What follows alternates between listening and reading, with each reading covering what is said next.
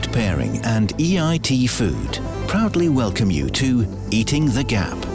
Part 2, Healthier Meals. Meet your host, Kevin Major. Well, hello there and welcome to Eating the Gap, brought to you from Belgium but streamed worldwide. It's important, this one, Eating the Gap, because we're talking and gonna explore how our eating habits will change in the future.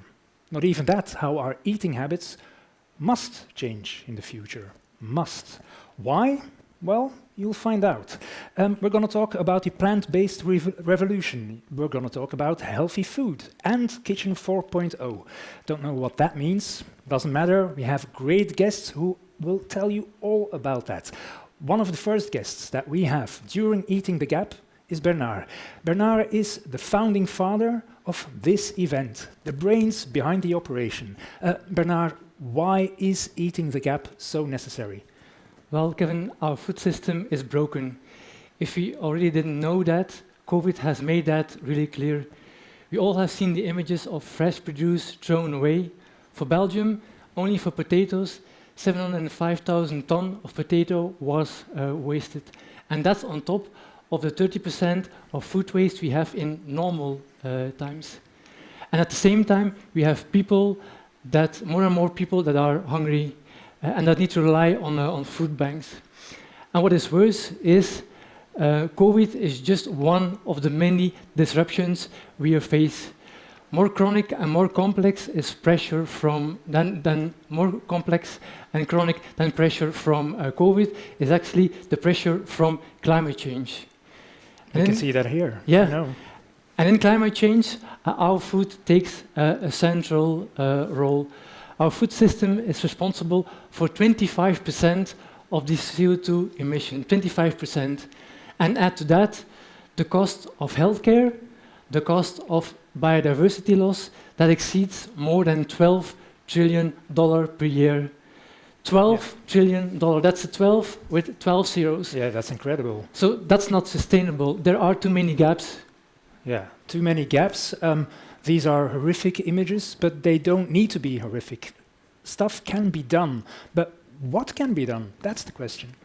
Well, the good news is we all can change this. We have to eat every day, and with every bite, we can have an impact. Chefs, startups can lead us to do that. They are the game changers. They can help us to make a transition towards more healthy, more sustainable food while keeping the deliciousness. Eating the Gap provides a platform for inspiration, for actionable insights, for future-forward food on how to overcome those challenges. The food system needs to work for everybody on the planet.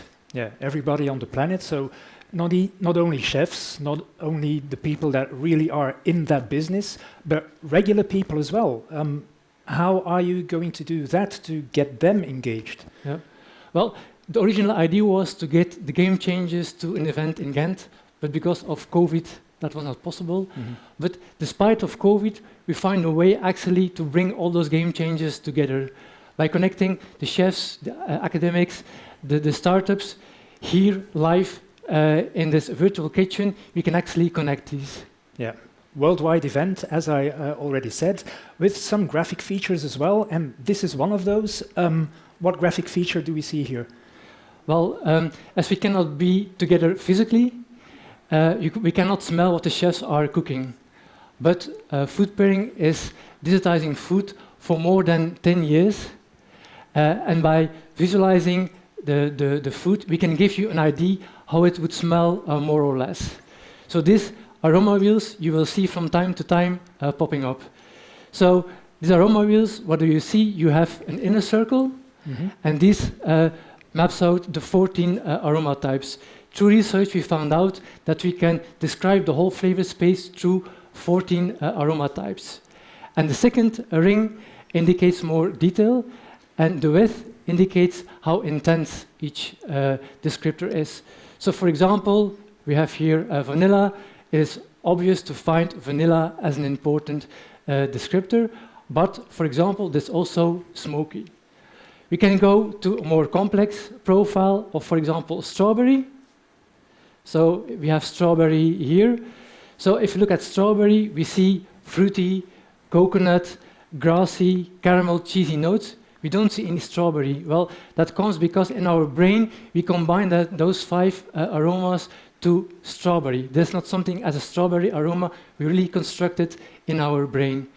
If you want to know more about that, go to our blog, or we just published a new book, The Art and Science of Food Pairing, and there you will find the aroma lexicon. You will find more information about the aroma, and on top of that, you will have more than 10,000 combinations that can inspire you when you're cooking. Okay, so that's the aroma wheel, but we're going to show loads more graphics during Eating the Gap, like these ones right now, but I just don't know what they are. Well, Kevin, that's a flavor ID. A flavor ID is your universal flavor passport to discover the food you like. For example, this one is my flavor ID for vegetables. So I like animal and roasted notes, surprising to find in vegetables, but throughout the survey, the algorithm found out that actually molecules that are animal notes and roasted notes drive my liking. So for example, I like to eat roasted mushrooms. Okay. What if you go to your flavor ID? Oh, that's surprising. Yeah, that's different. So you're not in the roasted animal, but you're more into, for example, the butternut or chili, or sweet potato, which are drivers, fruity and green drivers. Right. So that we are going to learn in this session of Eating the Gap. There's so much more. Like what? Well, in healthy food, again, with COVID, we have seen how important it is to have a good nutrition for your health.